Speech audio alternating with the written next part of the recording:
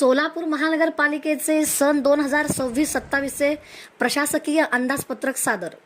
सोलापूर महानगरपालिकेचे सन 2026-27 या आर्थिक वर्षाचे प्रशासकीय अंदाजपत्रक आज सादर करण्यात आले. क्रांतीज्योती सावित्रीबाई फुले सभागृहात महापालिका आयुक्त डॉक्टर सचिन ओंबासे यांनी हे अंदाजपत्रक स्थायी समिती सभापती रणजिता चाकोते आणि महापौर विनायक कोंड्याल यांच्याकडे सुपूर्द करण्यात आले. मुख्य लेखा अधिकारी डॉक्टर रत्नराज जवळगेकर यांनी आयुक्तांच्या मार्गदर्शनाखाली हे अंदाजपत्रक तयार केले आहे. शहराचा सर्वांगीण विकास, पाणी पुरवठा, स्वच्छता, रस्ते विकास, आरोग्य सेवा आणि इतर मूलभूत नागरी सुविधांसाठी या अंदाजपत्रकात विविध तरतुदी करण्यात आल्याची माहिती देण्यात आली.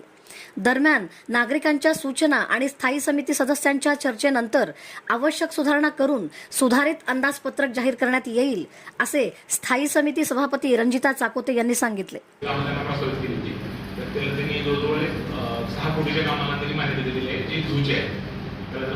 मंजुरी दिलेली आहे आणि त्याची लवकरच आम्हाला 2 वर्षासाठी त्यांची अकाउंट त्यांच्याकडे देणार. त्याच्यापेक्षा साधारणतः 6 ते 8 कोटी, किमान 6 कोटी आणि जवळजवळ मॅक्सिमम 8 कोटीपर्यंत त्यांनी आपल्याला याच्यामध्ये आपण सर्व बँकांना बोलवलं होतं.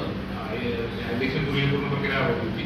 त्यामुळे हा भरीव निधी आहे तो आपल्याला प्राणी संग्रहालयाची जी दुरुस्ती आणि काम त्यासाठी त्यांनी याच्या CSRचे बोर्ड आहे त्याच्या मार्फत त्याला मंजुरी दिली. तर हा एक निधी आहे. आमच्या बजेटला आम्ही दाखवलेलं नाही, परंतु कारण तो मुस्लिम त्यांच्या एजन्सी मार्फत करतात, परंतु आपल्याला हा निधी करून आपल्या ॲसेट्समध्ये याच्यामुळे वाढवणार. त्याचबरोबर महत्त्वाचं म्हणजे डिजिटल आणि ऑनलाईन सेवा. आपल्याला शासनाचा 100 दिवसाचा कार्यक्रम आणि 30 दिवसाचा तो कार्यक्रम आहे. त्याच्यामध्ये वेगवेगळ्या सेवा ऑनलाईन पद्धतीने देणं आणि त्याच्यासाठी आवश्यक जो खर्च आहे त्यासाठी सुद्धा आम्ही यावेळेस पैसे ठेवलेले आहेत. आणि आपलं विशेषतः आपलं जे सेवा आहे विशेषतः थोड्याशा मोबाईल फ्रेंडली नाही आहे. आपल्या सेवा त्या मोबाईल फ्रेंडली करण्यासाठी आमचे जवळच आपले सोलापूरमधील जे एक IT कंपनी आहे त्यांच्याशी MOU करून महापौर साहेबांच्या हस्ते लवकरच ते त्याचं MOUचं उद्घाटन करू. त्याच्यामध्ये ते आपल्याला फ्री ऑफ कॉस्ट पूर्ण सेवा देतात आणि त्याच्यामध्ये विशेषतः आपल्याला म्हणजे लोकांना घर बसल्या सेवा कशी देतात. साधारणतः आम्ही 8-10 दिवसात आम्ही महापौर साहेबांकडे घेऊन गेले सगळे मिळून करू. त्याच्याकडे महत्त्वाची स्थानिकच कंपनी आहे की आपल्याला फ्री ऑफ कॉस्ट सर्व सेवा आणि आमच्या जे कर्मचारी त्यांना ट्रेनिंग वगैरे देणार.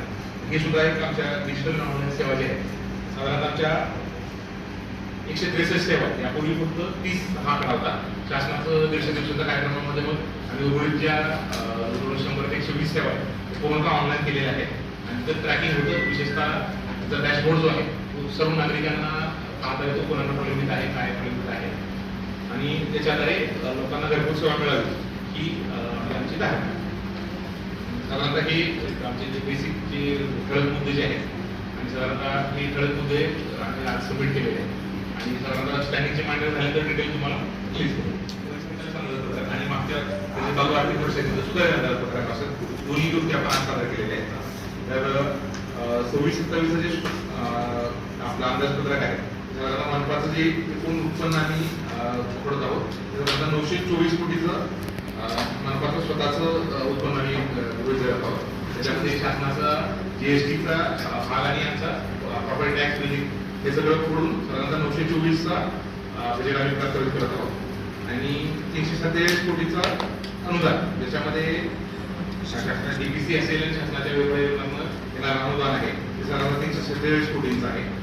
आणि कर्ज व म्युन्सिपल बॉन्ड म्हणजे पहिल्यांदा यावेळेस आपल्याला जे विशेष बाब होती ते म्हणजे म्युन्सिपल बॉन्डसाठी एक वेगळं हे क्रिएट केलेलं आहे.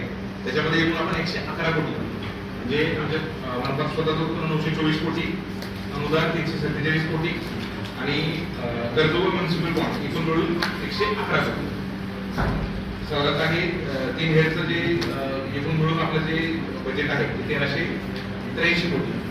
साधारणतः त्याची जमा आणि खर्च दोन्ही बाजूंचा ताळेबंद बसून आपण प्रस्तावित केलेला आहे. त्यात प्रामुख्यानं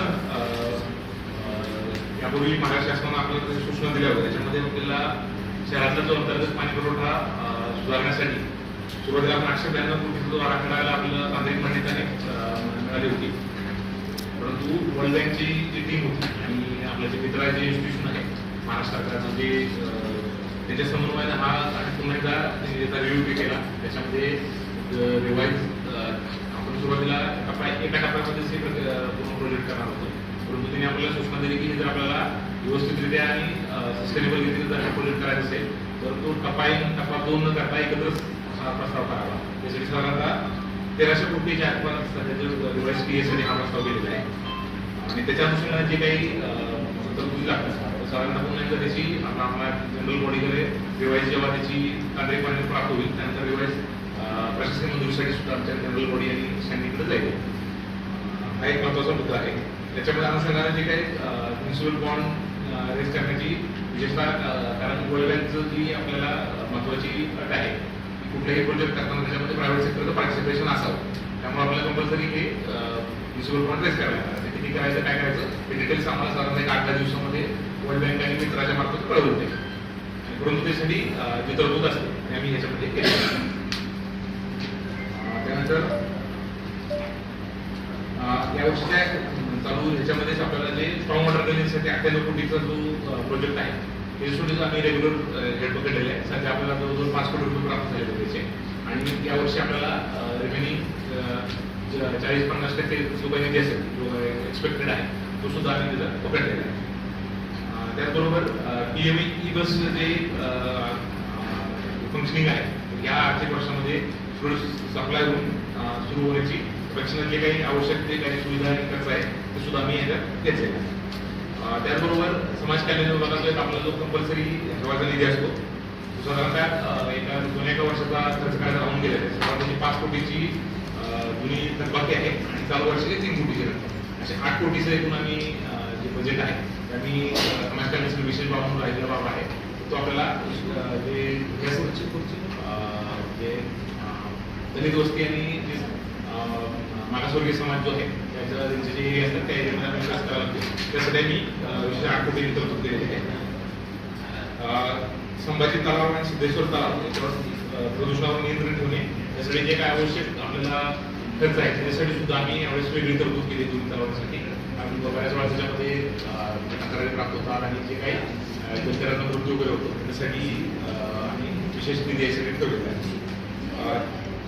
ते डिटेल सांगते ना आम्ही प्रस्तावित केलेलं आहे आणि आत्ताच आपण आयुक्त साहेबांकडून सोलापूरचं अंदाजपत्रक घेतलेलं आहे ज्याच्यामध्ये आम्ही सोलापूरच्या नगरवासियांकडून प्रस्ताव मागितलेले आहेत त्यांच्या सूचना मागितलेल्या आहेत. या सर्व लक्षात घेऊन व आमच्या समितीच्या सर्व बैठका लावून लवकरच आपले सुधारित अंदाजपत्रक सादर करू.